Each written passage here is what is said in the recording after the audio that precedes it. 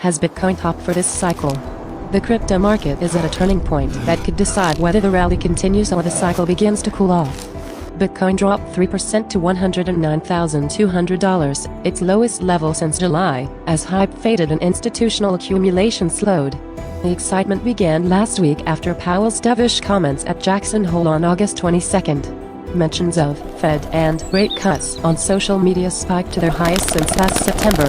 Open interest in Bitcoin futures jumped from $81 billion to $84 billion, but the optimism backfired over the weekend. More than $1.5 billion in long liquidations wiped out over-leveraged buyers, pulling Bitcoin back down and cooling excess froth. Institutional buying is also losing steam. Treasury companies that were once buying Bitcoin at 6 times the daily supply are now down to 4 times, the slowest pace since March. Many of these firms now hold Bitcoin at a loss, which makes it harder to raise new capital and may even force some to sell.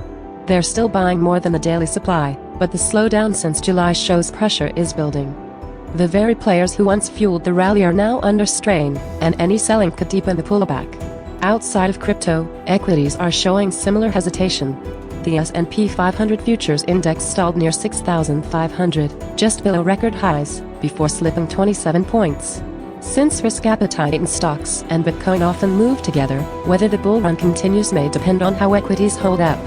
Technically, the $109,000 level is a must-hold weekly support. If Bitcoin reverses higher from here, it could still be seen as a bullish retest of breakout levels before another leg up. But a clean break below $109,000 would signal a loss of momentum, with the next support near $100,000. On a monthly scale, downside levels stretch to $107,000 and $104,000, and a deeper slide could bring sub-$100,000 targets around $95,000 into play.